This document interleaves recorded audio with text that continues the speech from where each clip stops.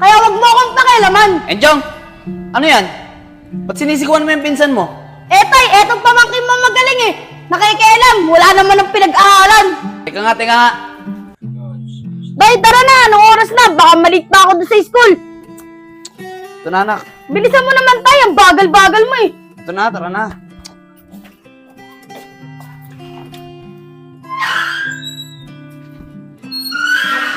Ano? Tay, siya nga pala. Bigayan ng card namin bukas. Kaya kailangan pumunta ka ron. Kasi sabi ng mom ko, may award daw ako eh. Ba? Ayos yan, anak ah. Pagpatuloy mo lang yan. Pagbutihin mo yung pag-aaral mo.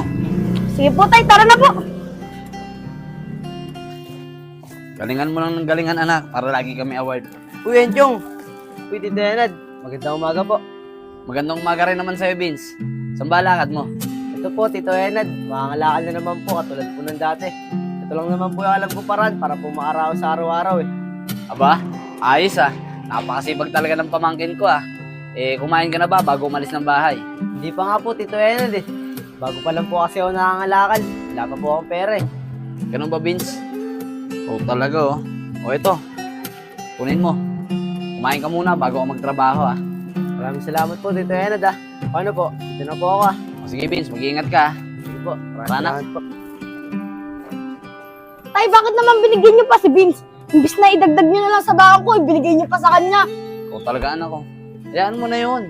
Tsaka si Vince, wala nang magulang yun na magpapakain sa kanya. Kaya na nga lang yung tatrabaho para sa sarili niya eh. Tsaka, kung sisilipin mo man yung binigay ko sa kanya, mas malaking lamang mo doon. Kasi ikaw, nakakapag-aral. At siya, hindi. Tara na nga tayo, ang dami niyong sinasabi.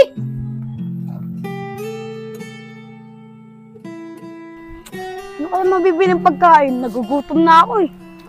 Alis-alis kasi si tatay eh. Wala tuloy akong mautusan sa bahay. Layo pa naman ng mga tindahan dito.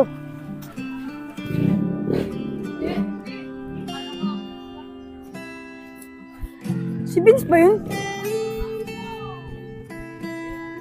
Hoy Vince! Uy, Enchong, ikaw pala. Bakit nandyan ka? Anong ginagawa mo dyan? Nagpapahinga lang, Chong. Ang layo kasi ng nilakad ko kanina sa pangangalakal eh. Buti lang nandito ka. Bili mo naman ako ano. Nagugutom na kasi ako eh. Wala kasi si tatay. Wala akong mauutusan sa bahay. Eto pera, hintayin na lang kita dito. Bumili ka na. Sige, Enchong. Ano ba gusto mong bibiling ko? Pansit kanto na lang. Bilisan mo. Hintayin na lang kita dito. Sige.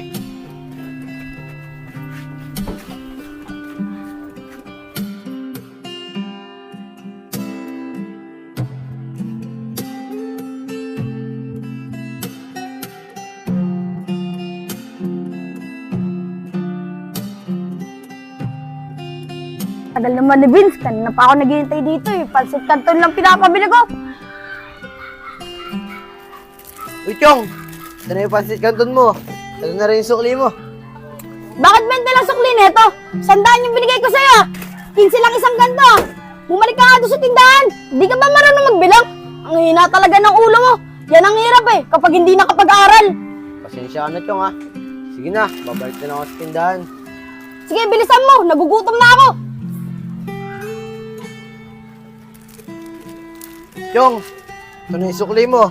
Pasensya ka na, natagalan ako ha. Ako na nga. Bagal mo na kumilos. Ang hina pa ng utak mo. Diyan ka na.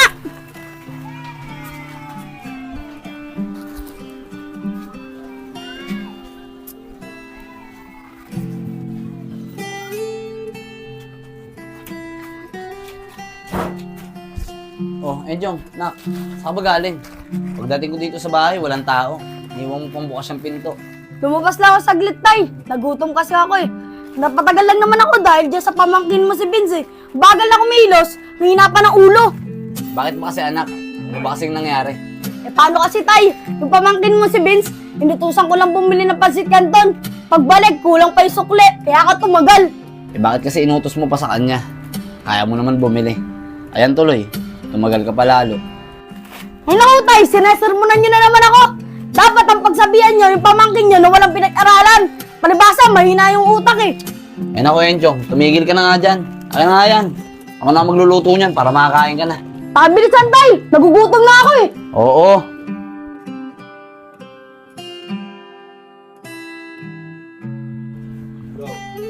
Enjong, nak, Ano, sasabay ka ba sa akin? Magbabayad akong kuryente ngayon. Mauna na kayo, tay. Kaya ko na naman pumasok mag-isa eh. Mauna na kayo, bilisan niya.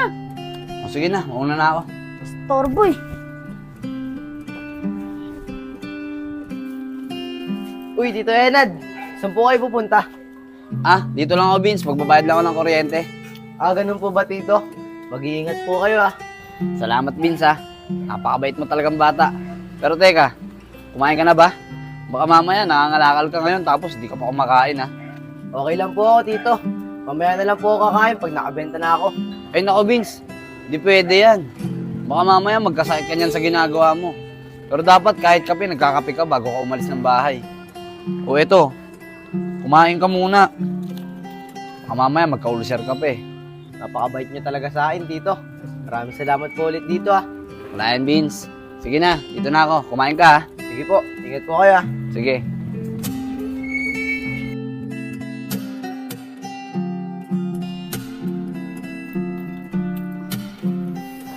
Wala na palang stock dito. Enjong, nak. Bumili nga muna ng hotdog. Wala na pala tayong stock dito. Nakalimutan kong mamalengke kahapon. O ito pero. Tay, may ginagawa ako, ikaw na. Eh, anong gusto mo? Ikaw magsasaing tapos ako bibili? Bahala ka nga dyan. Tigas talaga ng ulang bata na ito. Magsaing na nga lang muna. Ayos na to. Pabili nga muna ng ulam.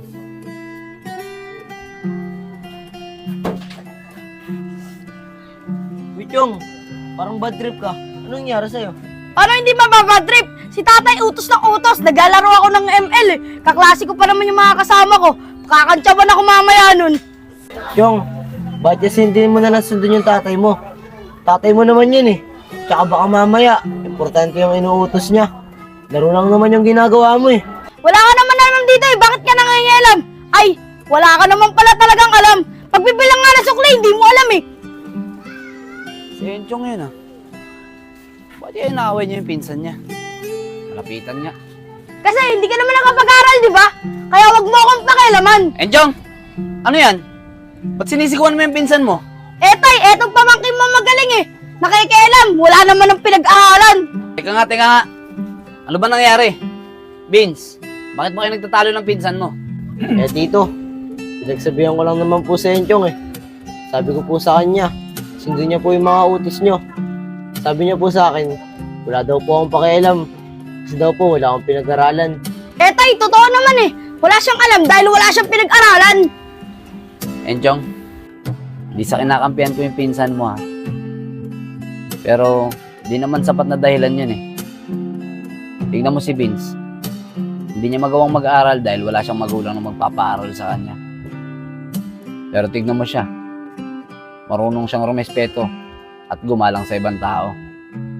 Pero ikaw, tignan mo yung sarili mo. Kapag-aral ka nga, pero di mo man lang magawang galangin. Hindi ka nga nanginginupo sa akin eh. At madalas, sinasagot mo pa ako. Kaya anak, ito tatandaan mo ah. Mas maganda na yung may pinag-aralan ka at marunong ka rumespeto at gumalang sa ibang tao. Hindi yung ganyan. Pinapakita mong ugali, daig mo pa yung mga taong walang pinag-aralan. Katulad na lang ni Vince.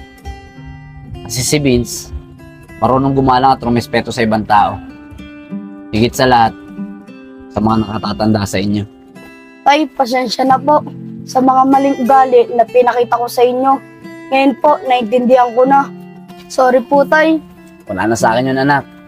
Pero mas maganda siguro kung magsasorry ka din dyan sa pinsan mo. Vince, pasensya na sa masakit na salitang sinabi ko sa'yo. At sorry din kung minalit kita. Simula ngayon, pangako sa inyo ni tatay, magbabago na ako. Pangako yan. Wala na sa akin yun, Chong. Pinapatawad na kita. Patitiis ba naman kita? Eh, pinsan kita eh. Salamat, Vince! Spirit, lead me where my trust is without borders.